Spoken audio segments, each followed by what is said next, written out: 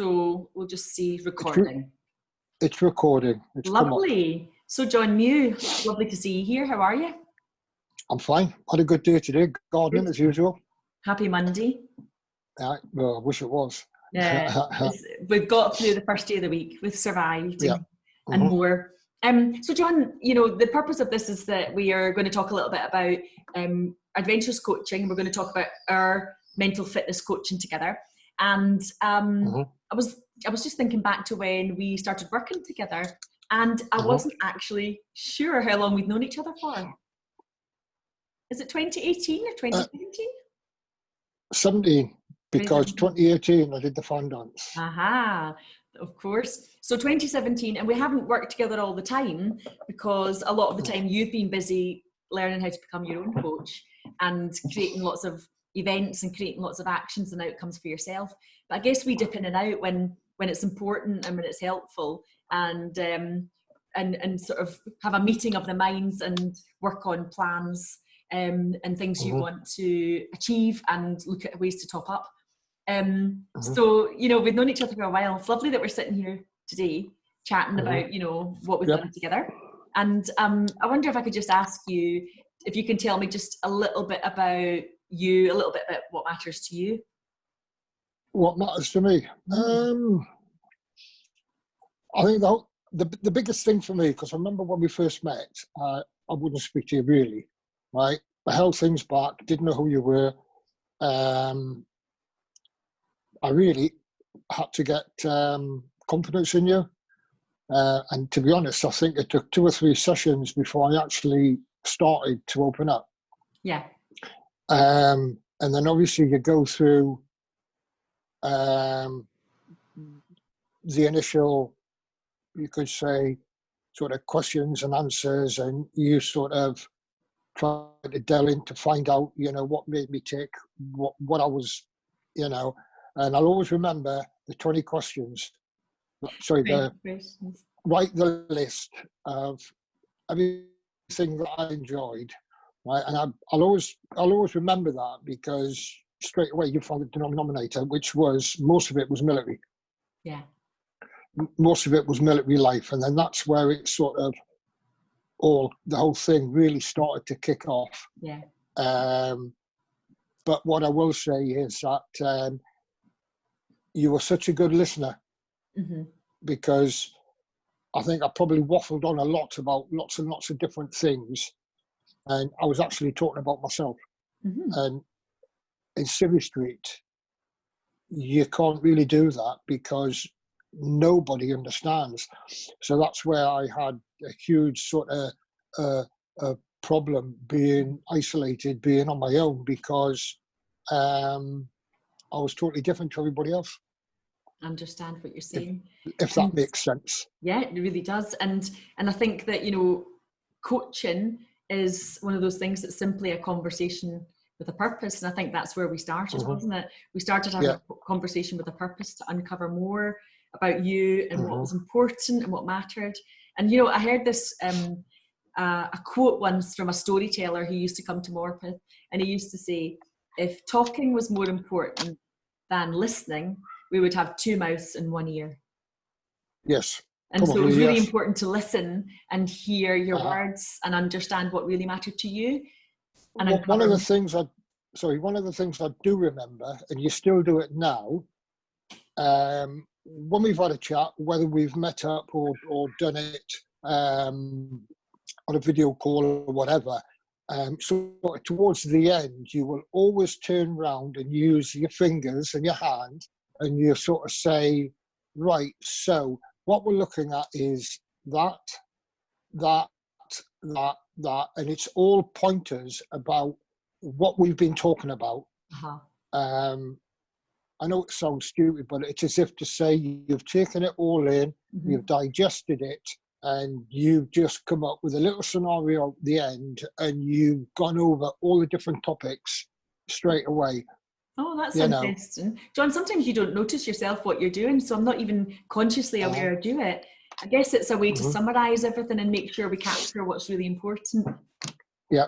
And there's always, I notice these things. Yeah, you're a very observant man. You think you were a military man or something, wouldn't you? Yeah, But you're very observant. You're very observant. So that's what we do.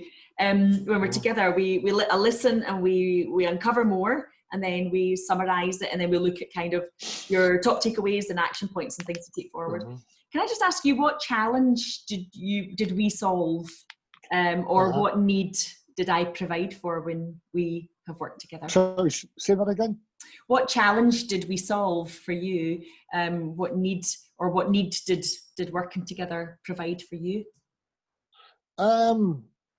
It gave me a stepping stone, because it taught me little things like I've got to be around positive people.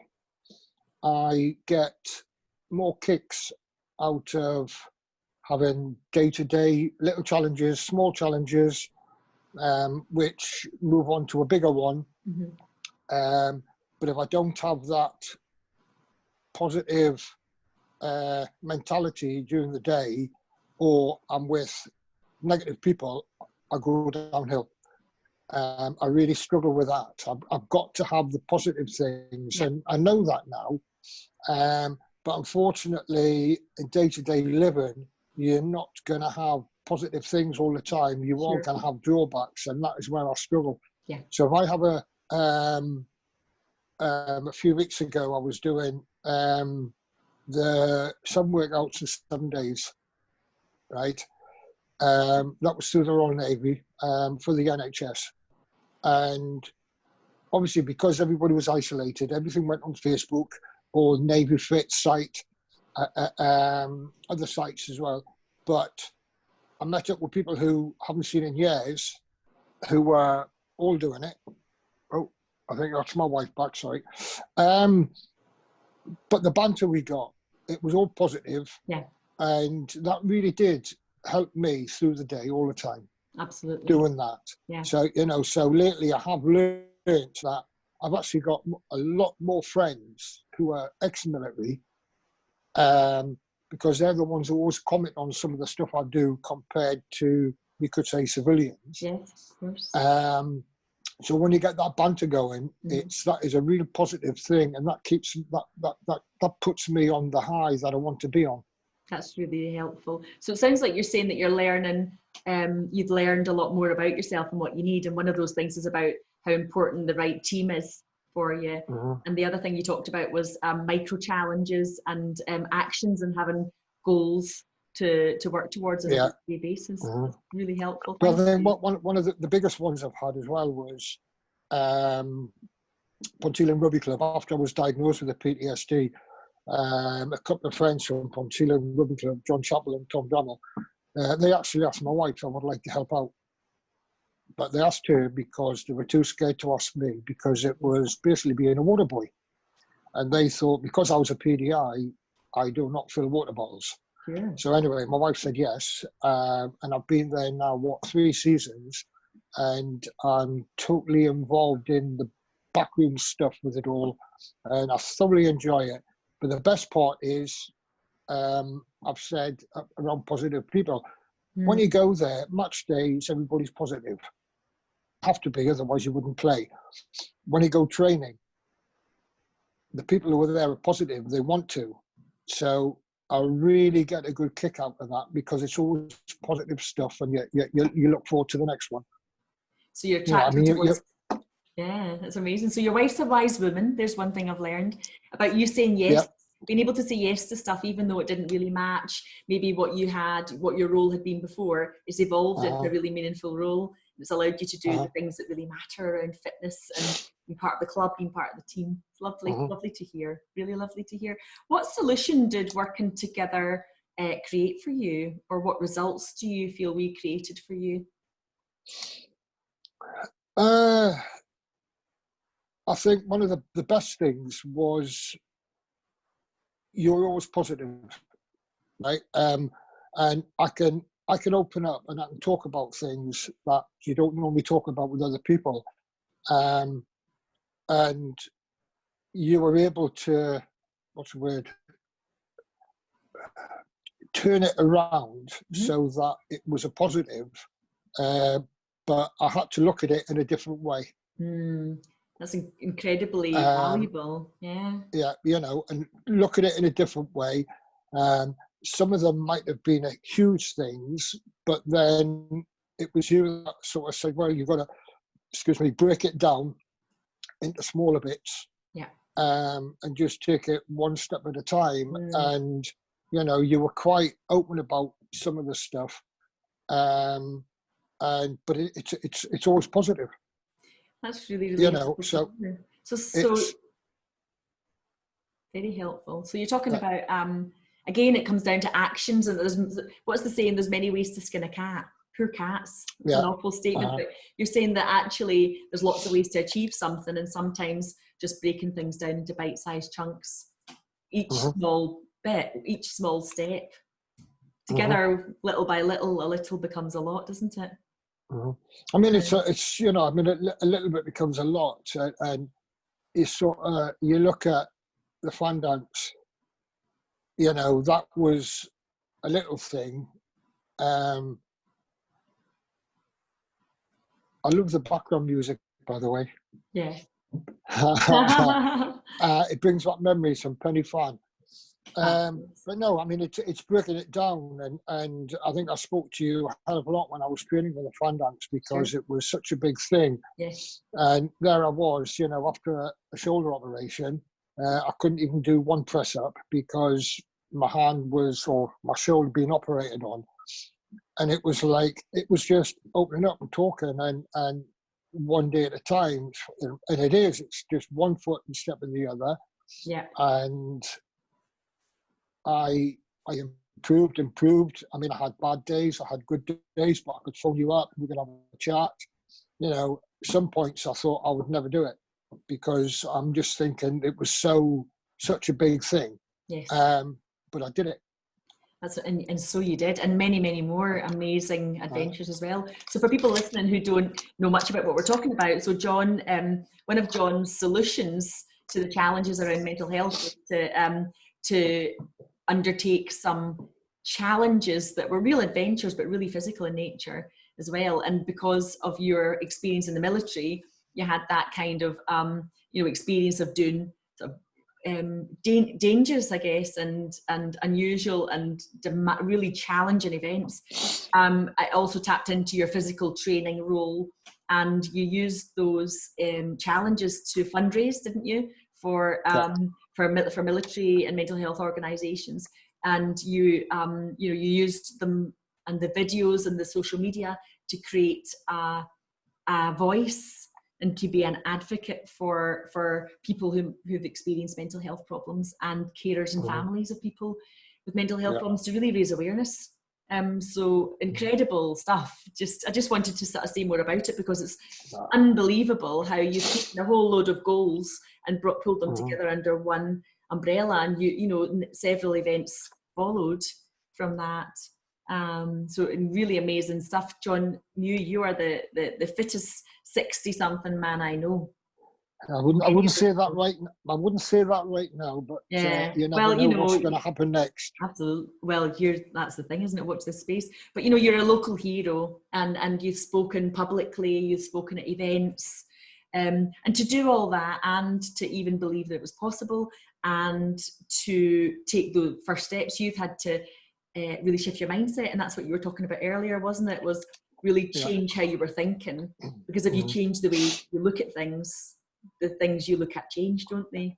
I mean, one of the biggest things, to be honest, I think was obviously it's got to be Forward Assist, the veterans charity here in Dudley, but they got me involved in a debating society at I think it was Newcastle University, and it was, you would debate as you would in Parliament, so you had to sort of say, you know, my right honourable, you know, blah blah blah. But I think my first time I got up and spoke, it was for about 1.5 minutes, and I couldn't do any more. But by the end of it, we actually did a proper debate in, I think it's the Miners Institute in Newcastle upon Tyne, and we did it in there, and I actually had to cut my talk or my speech down because I went over the 20 minutes. Mm-hmm. So that's how different things get. But I still have certain problems where getting into a conversation and staying into the conversation, especially if it's in a group talking. It's okay one-to-one, but when it's in a group and I'm not really sure what they're talking about, I tend to, I'm not going to say I'm rude, but my mind starts to wander. Mm-hmm. So I look around and sometimes you can see the people you're with looking at me thinking, how rude. And I do feel that sometimes. So that's one of the things I've really got to try and work on. Sure. Talking about myself is easy. That's fabulous. Because I can. Yeah. You found your voice. Uh-huh. So John, thanks for answering that question. I just wanted to ask you, what was your experience of working with me? You know, the process or the transformation, or how you feel about that. We have been out together on some adventures too, haven't we? Yes, we have. I mean, I know you've accompanied me on some of the walks I've done or some of the training sessions I've done. I think one of the big points was when I was up here in Moor and we went for a hike, and then we actually sat on the rock and I actually opened up and talked about the other side. Yeah. Not the me doing the training, not me doing the physical side of stuff, but the opposite side when I was struggling, when I struggle. And it's really important, isn't it, to be able to talk, not to everybody, but to the right people about I guess we all have deep, dark things that keep us awake at night, and it's important to have the right space for that, isn't it? So we, I guess we've stomped a little bit, we've talked, and we've kind of packed our kit bags and had a few adventures, but I guess we've also really been packing your mental fitness kit bag as well, along the way, and worked out what things you need in that. And that's really, really important. So I guess the last question is, because of working together, how has life changed for that? How's my life changed? One, I'm probably a lot more positive because I know I've got to be around positive, be positive, look after positive.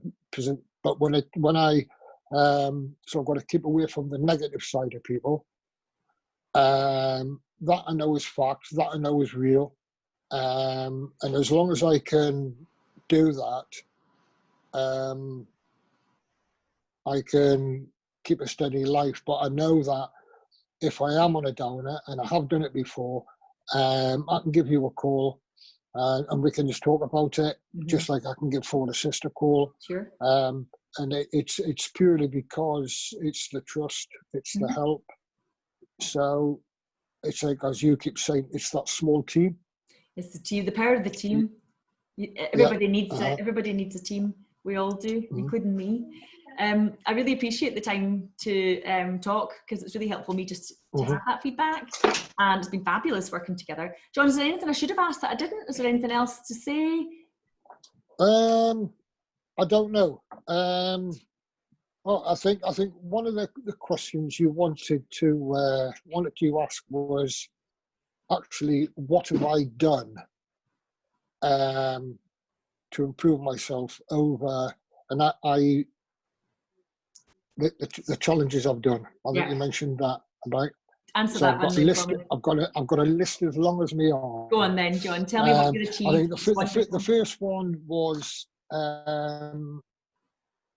this speech, the talking. So I ended up going to Parliament, and that my poem was read out and was asked for the Secretary of State, I think it was, asked for the copy of the poem I wrote.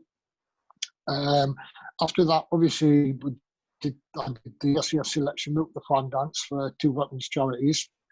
A week after that, I was back at Parliament because Newcastle Falcons put me up for a Viva Premiership Achiever Award. and I got runner up in that. A couple of months later, it was Sport Newcastle. I was put forward for Unsung Hero Award and the Achiever Award, and I got them both. Incredible. After that, obviously last year was Hadrian's Wall, the 86 mile with a full Bergen. I did it in 3 days. It was actually 31 hours of walking. And then finally, last year, because of what I did on the fan dance and the money I raised for SAFA, they invited me onto the STS Lord Nelson, which was through the Jubilee Sailing Trust, to celebrate the 75 years of D-Day, and I was on there basically as an ambassador. But we didn't get anywhere because the Gale Force 10 wins. So wow, that's a big curveball to throw in. I had a good rough time at sea. I'll bet you did. And that's But just I thoroughly enjoyed it. John has such an incredible amount of achievements, and that's only in the time from us knowing each other. And I know there's many, many more going back in time as well, but it's incredible, and so are you. And so it feels like, whilst I think you're saying that there's some really tough days around at times, which is part of mental health, life, and a whole load of things. You work super hard to keep your life active and goal focused, and push yourself to the limits. And since we began working together, there's just been so many exciting ventures that you've said yes to. So you're a real, in my mind, you're a real adventurer. The other one was you and I got invited on Angel Industries podcast. Well, John, there's a lot of things you never mentioned because you were interviewed on local radio, you've been in the papers. So this whole I'd like to be more visible was something that you really embraced, and you started saying yes to life and saying yes to things, and you were in the papers a few times. You were interviewed on radio a couple of times. We did a joint podcast for the Northeast Industry Angel. And you've been on BBC Radio Newcastle as well, more than once, talking about your challenges around mental health issues. Oh yes, night owls. Absolutely, talking about your adventures, raising awareness, talking about the military, and particularly raising awareness for men around mental fitness. So you're my absolute hero, and I think it's really important that we're finishing this little conversation with all the things you have achieved, because it's so important that we stop and celebrate all the wins along the way. Well, I'm actually writing for a while I've just been jotting down things, sort of writing about my life story. What's going to happen with it? I haven't got a clue. It might just go in the bin, but it helps me think back to certain stages, certain things, and it's basically to try and give me a better understanding of actually my life, because I did have issues before I joined up, but I didn't know that until obviously I had my PTSD, it was diagnosed, and then I had the REMDR, and then that opened up a can of worms, because it went back to my childhood, and I was adopted as a child, so that opened things up, and it makes a lot of sense now the way I've reacted with certain things. Absolutely. It's still hard, it's still difficult. Yeah. So we just got to watch this space. That's incredible, John. So you answered my question. Tonight I'm speaking to Frank King in America. Amazing. So this guy is a mental health comedian, and he talks a lot about mental health for men and suicide, and uses comedy and humour in a really tasteful way to build awareness. And that's exciting in itself, isn't it, John?